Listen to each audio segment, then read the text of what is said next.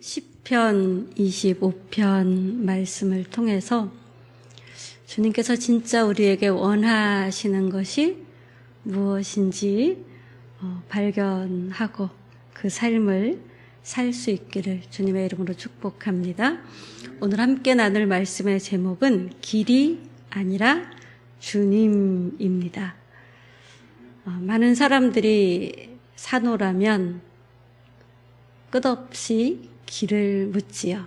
이 선택이 맞는지, 이 길을 계속 가도 되는지, 지금 내가 잘 살고 있는지, 잘못된 길로 가고 있는 건 아닌지. 그래서 사람들은 끊임없이 답을 찾습니다. 누군가는 상담을 하고 또 데이터를 찾고 어떤 사람들은 타로와 사주와 점을 찾기도 합니다. 왜 그럴까요? 불안하기 때문이지요.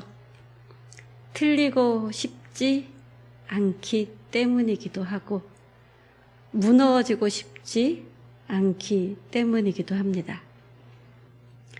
근데 우리가 좀 더 깊이 우리의 내면을 본다면 어쩌면 우리는 길보다 끝까지 인도해 줄 어떤 존재를 찾고 있는지도 모릅니다. 시편 25편은 다윗이 길 앞에서 드린 기도입니다. 그는 왕이었습니다. 경험과 능력도 있지요. 전쟁도 겪었고 사람도 많이 다루어 보았습니다. 그런데도 다윗은 다시 하나님 앞에 섰습니다. 그리고 길을 묻습니다. 그런데 우리가 묻는 그 길, 우리가 하나님께 기도하는 것과는 많이 다릅니다. 1절을 보면 내 영혼이 주를 우러러 봅니다. 그러죠. 우러러 보다. 나사인데요. 내 존재를 하나님께 들어 올린다라는 것입니다. 우리가 기도할 때 우리는 내 문제를 하나님께 올립니까? 아니면 내 존재를 하나님께 올려 맡깁니까? 나사는 내 존재를 하나님께 올려 맡기는 것입니다.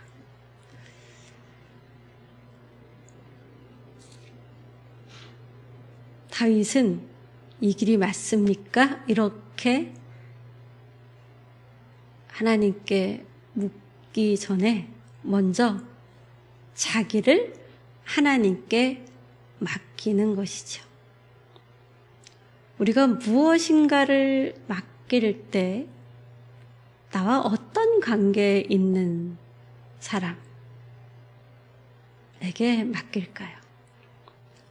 그런데 나라는 존재는 과연 우리가 어떤 분에게 맡길 수 있을까요?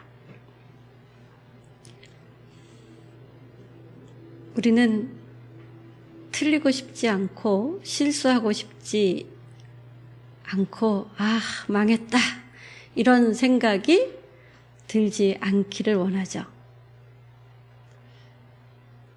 그래서 하나님께 나 자신을 맡기기보다는 하나님께 길을 묻습니다. 이게 틀립니까? 맞습니까? 그러면서 답을 구하기도 합니다. 내가 원하는 어떤 방향이 있고 그 방향에 가고 싶어서 또 하나님께 증거를 보여달라고 요구하기도 하죠. 왜? 어긋나고 싶지 않기 때문에 하나님 나 이렇게 하고 싶은데 이렇게 하는 게 맞아요? 그렇다면 그게 맞다는 증거를 보여주세요. 그런 기도를 하다가 마음에 어떤 확신이 들면 응답 받았습니다. 이렇게 얘기하곤 합니다. 그런데 여러분, 그 응답 받았다는 확신이 때로는 하나님의 인도일 수도 있지만 내가 만든 확신일 수도 있습니다. 그래서 이런 신앙은 하나님께 맡기는 신앙이 아니고 하나님을 이용해서 내 결정을 확정하려는 것입니다. 그래서 이게 맡기는 것이 아니고 뭡니까? 통제하는 것입니다. 맡기는 사람, 그런 사람은 이 길입니까? 이렇게 묻지 않고 이 선택이 맞습니까? 이렇게 묻지 않고 우리 아까 부른 찬양 있죠? 어디든지 예수 나를 이끌면 어디든지 주님 따라가겠습니다. 이끄시는 대로 하겠습니다. 이 고백이 있는 것이죠. 그래서 맡긴다라는 것은 답을 받는 것이 아닙니다. 내 주권을 하나님께 넘기는 것입니다. 내가 중심에 있는 것이 아니라 하나님이 중심에 있는 것. 이것이 신앙 고백이었잖아요. 하나님이 나의 주인입니다. 이것은 곧 내 주권은 하나님께 있습니다. 라고 하는 거죠. 내가 길을 정하고 이게 맞아요? 이렇게 확인받는 것이 아니라 하나님이 이끄시는 대로 가겠다. 이렇게 결정하는 것. 그것은 사실은 굉장히 불편합니다. 왜냐하면 내가 선택할 수 없고 내가 보장할 수 없고 내가 책임질 수 없는 자리로 들어가는 것이기 때문에 그렇습니다. 사실 우리는 맡기는 것보다 내가 하는 일의 확신과 증거를 더 원하죠. 맡기는 것보다 내가 통제할 수 있는 상태를 더 원합니다. 그런데 하나님은 우리가 통제할 수 있는 분이 아니십니다. 하나님은 우리가 따라가야 할 분입니다. 그래서 신앙은 길을 아는 것이 아니라 주님을 따르는 것입니다. 맡기는 사람은 길을 먼저 보려고 하지 않습니다. 주님을 먼저 붙듭니다. 어린 시절 그런 기억 있지 않아요? 엄마 손, 아빠 손, 삼촌 손, 이모 손 붙들고 어디 갈 때 어떻게 하죠? 어디가 길이지? 막 이러면서 목적지가 어디지? 이거 다 계산해서 따라가나요? 그냥 손잡고 가죠.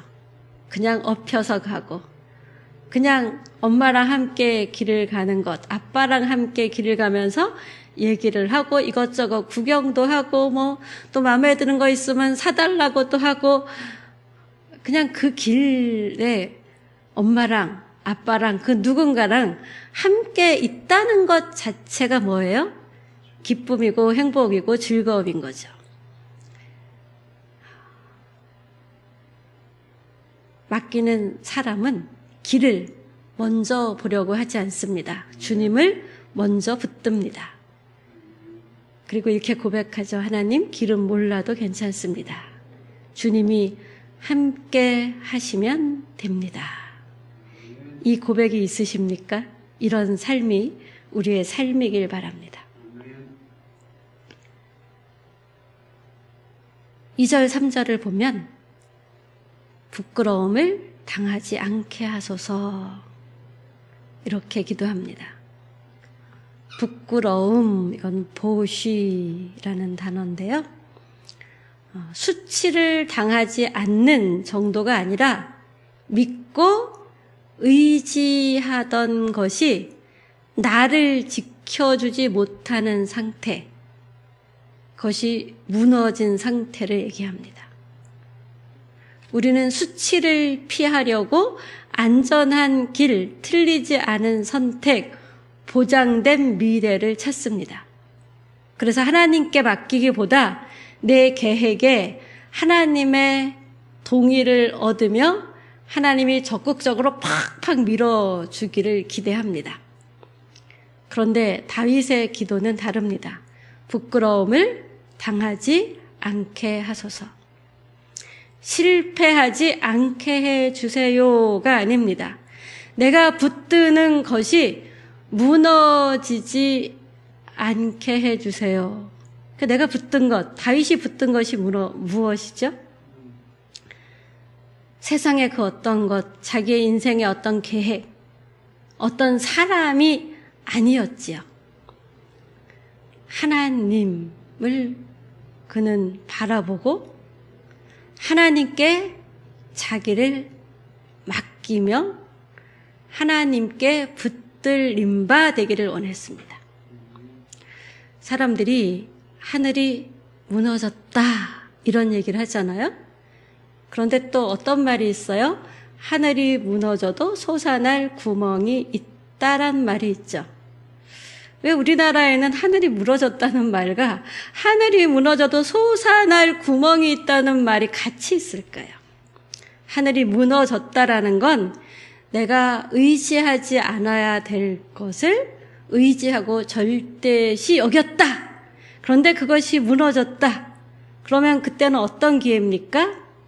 가짜 하늘이 아닌 진짜 하늘, 무너지지 않을 하늘을 마주할 수 있는 기회, 그것을 붙들 수 있는 기회죠.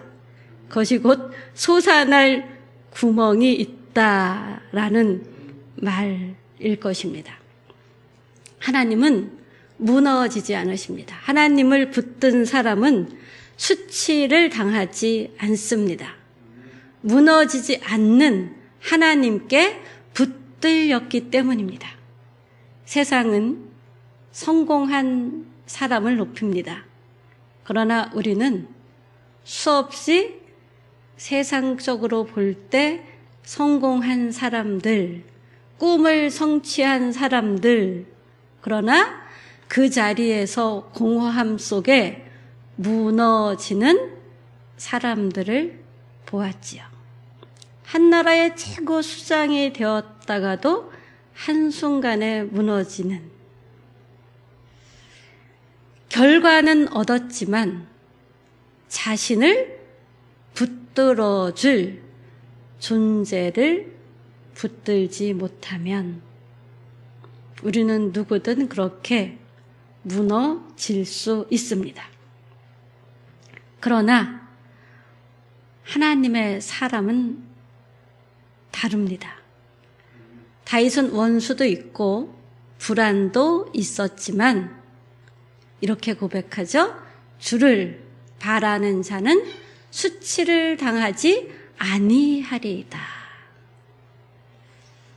상황 때문이 아닙니다. 하나님 때문에 수치를 당하지 않습니다.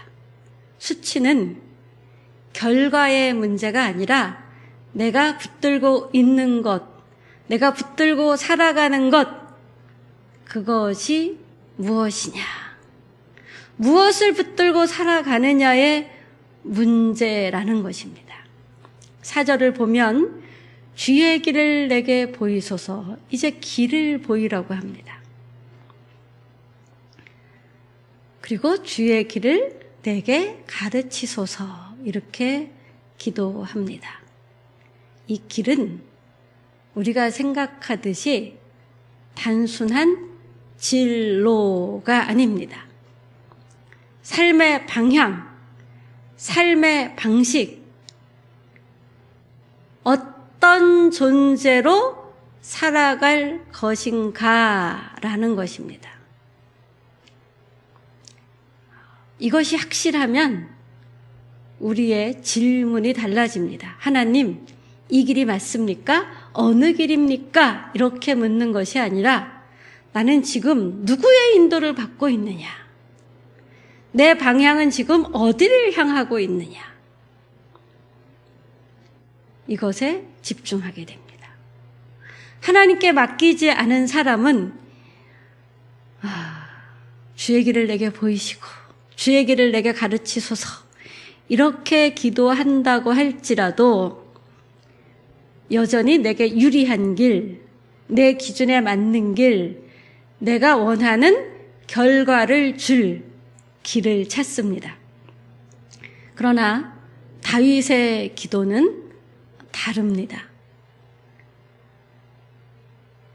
하나님, 내가 원하는 길이 아닌 주님의 길을 가겠습니다. 라는 기도입니다.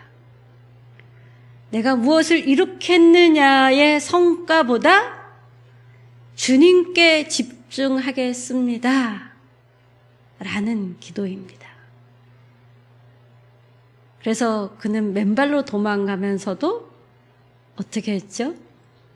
주님이 나를 기뻐하시면 나를 다시 복권시키실 거다. 이렇게 주님을 바라보지요. 이것이 맡김입니다. 주권이 어디에 있다는 것입니까? 나의 훌륭한 장군들, 내가 별 4개 달아준 국방부 장관으로부터 시작해서 군수장들에게 있는 것이 아니라 누구에게 있다? 하나님께 있다라고 하는 것입니다. 길을 먼저 알면 우리는 사실 통제하려고 하지요. 그러나 인도하시는 주님을 알수록 우리는 주님을 믿고 따르게 됩니다. 길은 주님과 함께 할 때 열립니다. 믿음은 모든 답을 알고 가는 것이 아니고 답보다 주님을 붙드는 것입니다.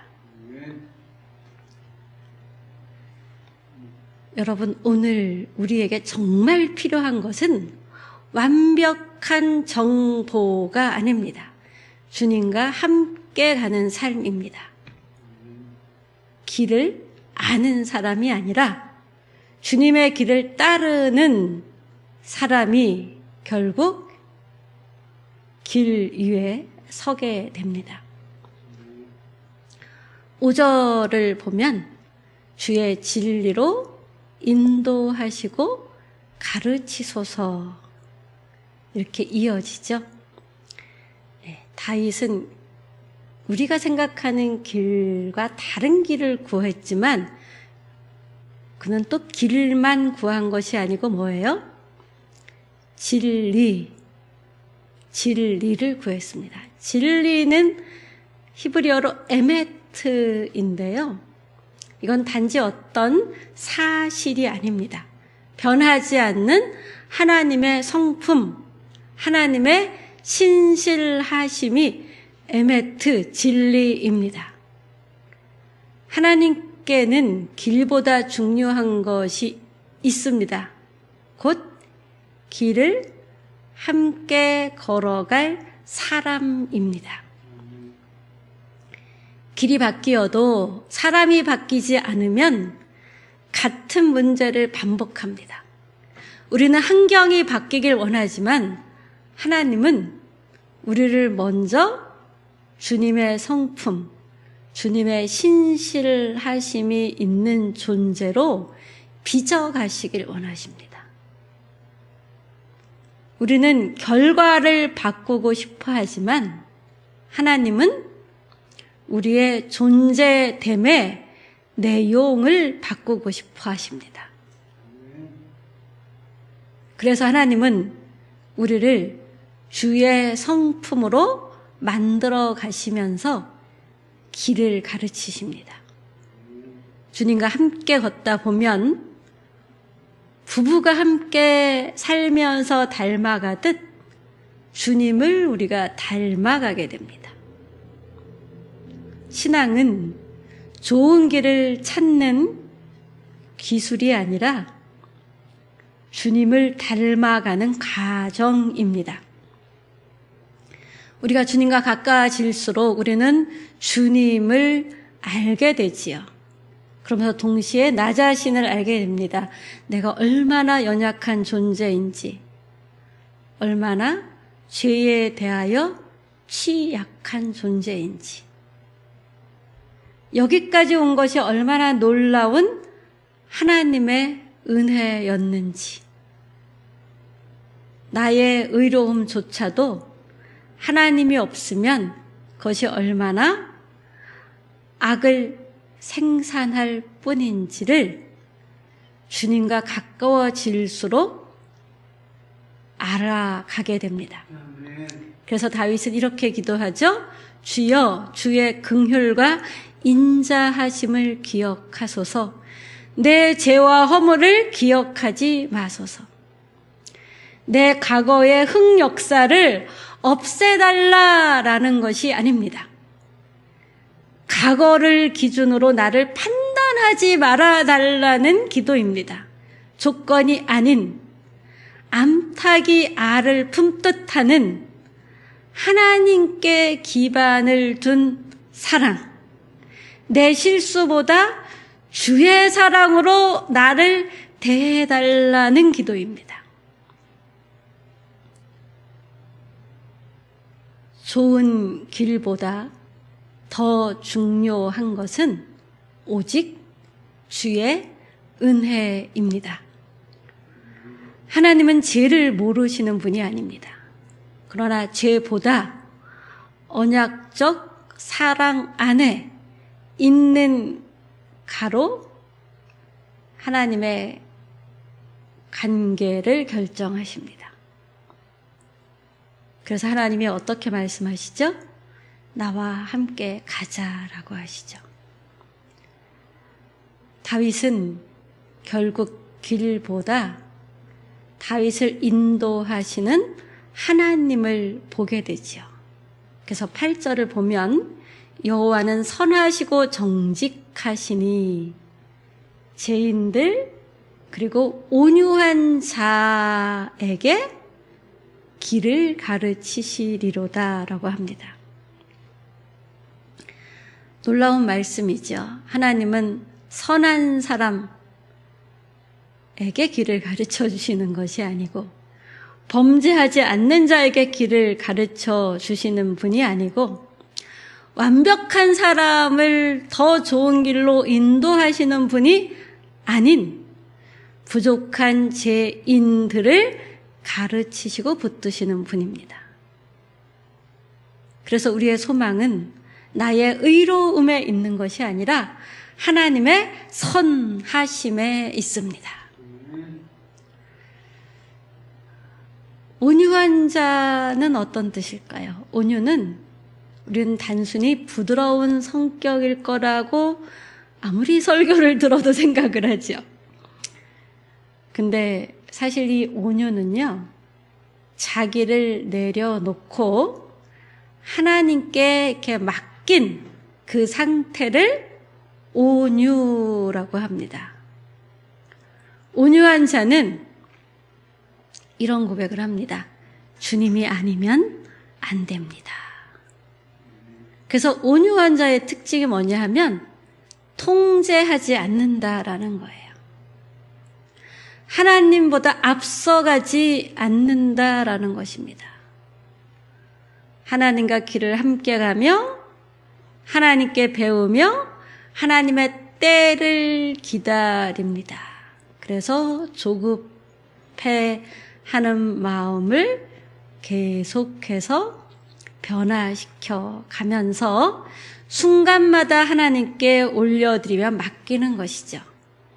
맡긴 사람만이 하나님의 길을 배울 수 있습니다. 예수님도 말씀하셨지요. 온유한 자는 복이 있나니 그가 땅을 기업으로 받을 것이라 말씀하셨습니다. 세상은 강한 사람이 이긴다고 믿고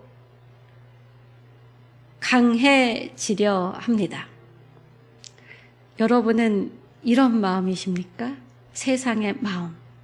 아니면 하나님 나라는 맡기는 사람이 결국 서게 된다라고 말씀하십니다. 반석이신 하나님께 맡기는 사람이 여러분이십니까? 10절을 보면 여호와의 모든 길은 인자와 진리로다 하십니다. 이 고백은 온유한 자만이 할 수 있는 고백입니다. 모든 길이 인자와 진리다. 내가 보기에 좋은 길만이 아닙니다. 내가 이해할 수 있는 길만이 아닙니다. 여호와의 모든 길은 인자와 진리입니다. 내 계획대로 되지 않는 길,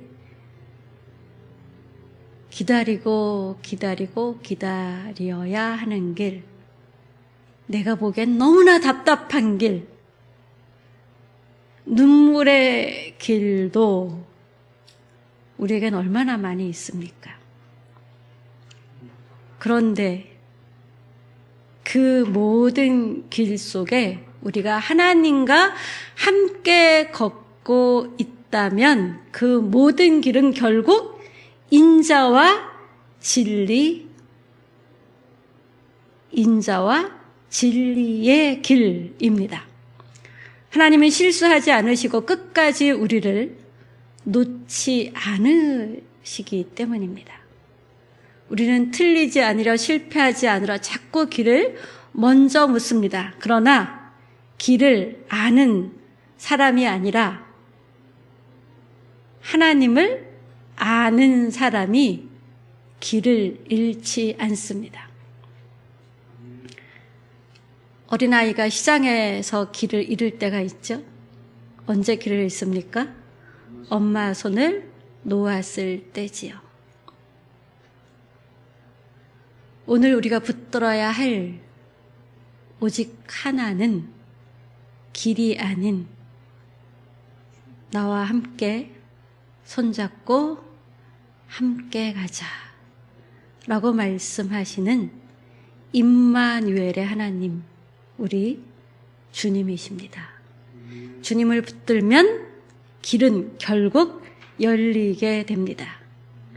주님을 붙들면 우리의 인생은 무너지지 않습니다. 주님을 머리로 아는 사람이 아니라 주님을 따르는 사람이 되십시오. 그 사람이 결국 길 위에 서게 됩니다.